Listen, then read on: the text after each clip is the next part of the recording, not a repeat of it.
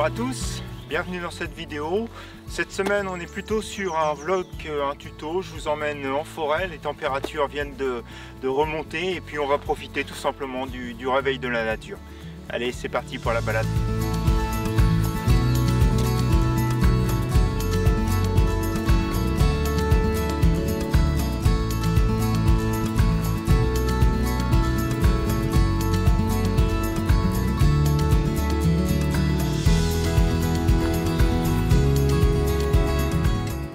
La série Réveil de la nature, donc je sais pas d'ailleurs ce que c'est ni chèvrefeuille ni lierre, mais en tout cas voilà les premières feuilles qui commencent à sortir au bout de ces petites tiges.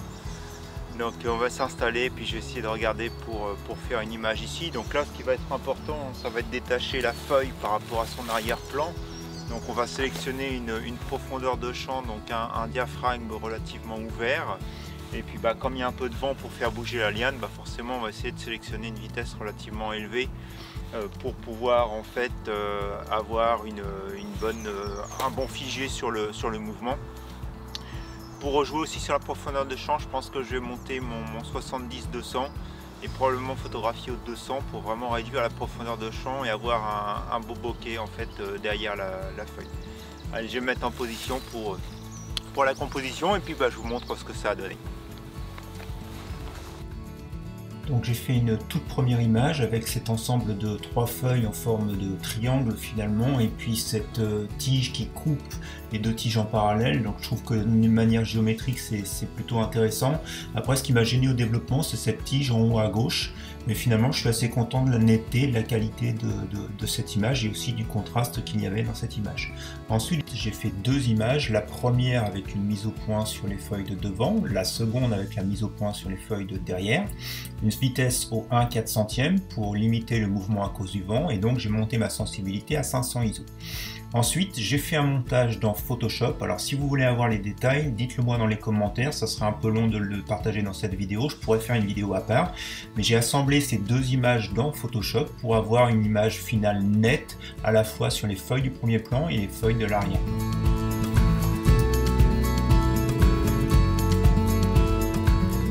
Voilà, on va pas aller très loin pour la seconde image. En fait, quand j'étais en train de prendre les feuilles sur le lierre, mon objectif avait du mal à faire la mise au point, et puis j'ai vu ce petit arbuste derrière qui s'illuminait dans la lumière en fait du soleil, et j'ai trouvé ça intéressant. Donc en fait, je vais garder mon 200 mm, c'est un 200 mm, et puis donc on va y aller pour prendre la photo ici. Avec le soleil en fait qui reflète sur les premiers bourgeons dans cet arbre là. Allez, en avant pour l'image, je vous laisse regarder.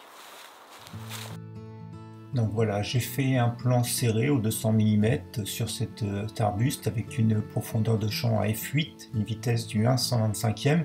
Mais ce qui m'intéressait, même si les couleurs sont intéressantes sur l'arbuste, c'est surtout les contrastes.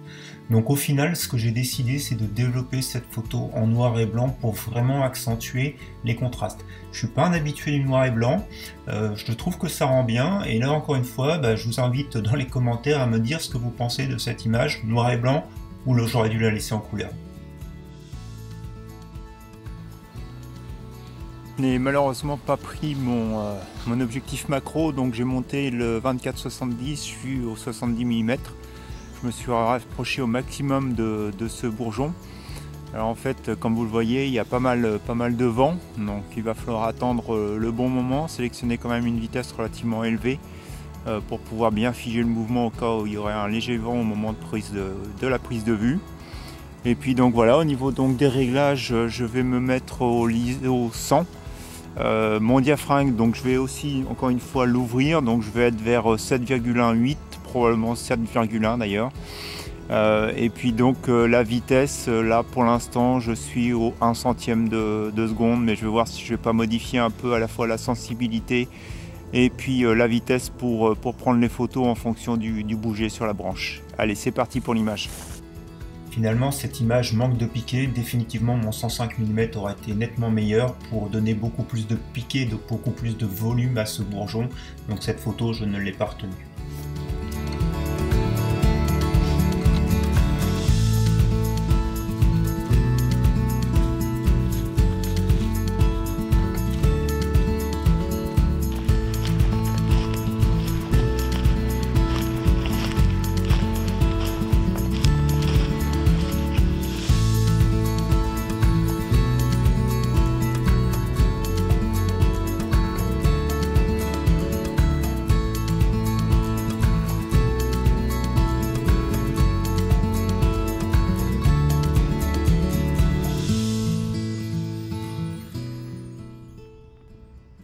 entendez le bruit derrière moi? C'est un pivert.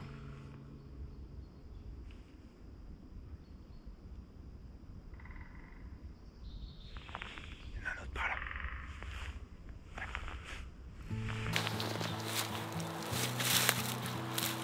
Bon, on commençait à me connaître.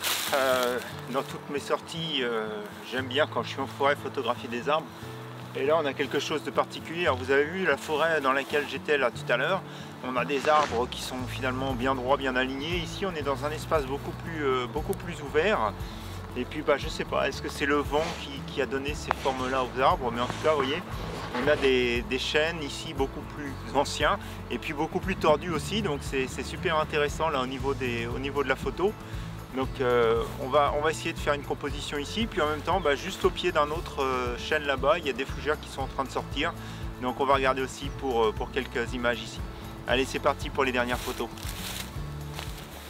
Alors voilà, je pense que je suis satisfait là pour l'instant de ma composition telle qu'elle est. Avec ce premier chêne tordu donc, qui nous emmène dans la photo et qui cadre un peu la photo. Par contre, ouais, je suis un peu embêté avec les hautes lumières sur la partie haute de la photo. Donc. Alors juste au moment de prendre ma photo, je me suis aperçu que j'avais un problème dans ma composition, puisqu'en fait le chêne ici, les deux étaient en contact au niveau du tronc. Donc je me suis légèrement décalé sur la gauche pour laisser un espace entre les deux troncs. Donc maintenant je suis en position et maintenant on y va pour la photo.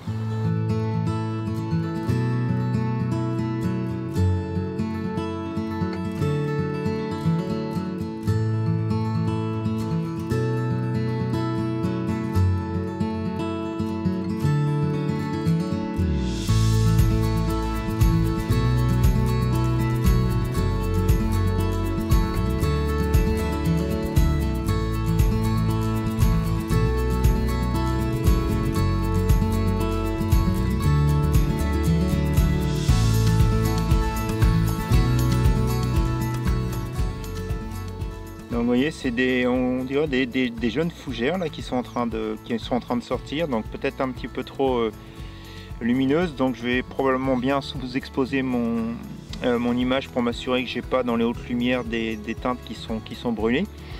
Et puis on va y aller, on va mettre en ISO 64. Je vais probablement partir sur un diaphragme de 8 ou 9. Ouais, j'ai besoin d'une bonne profondeur de champ, donc je pense que je vais partir sur du 10, peut-être même à la limite essayer de faire plusieurs mises au point. Et puis vous voyez, on a du vent, donc on va essayer aussi de monter au niveau des vitesses pour l'image, pour bien figer les feuilles. Allez, c'est parti pour l'image.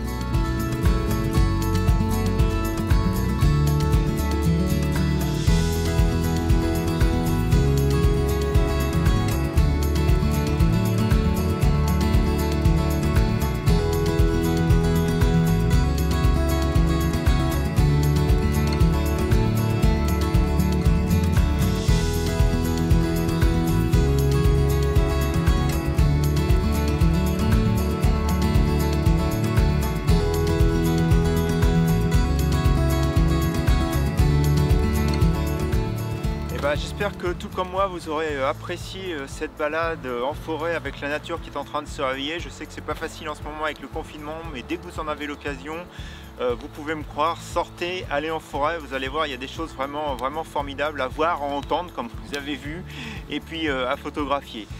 J'espère que cette vidéo vous aura plu. Si c'est le cas, comme d'habitude, un petit pouce en l'air, n'hésitez pas à partager, n'hésitez pas aussi à cliquer sur la petite cloche pour avoir des notifications dès que je publie une vidéo.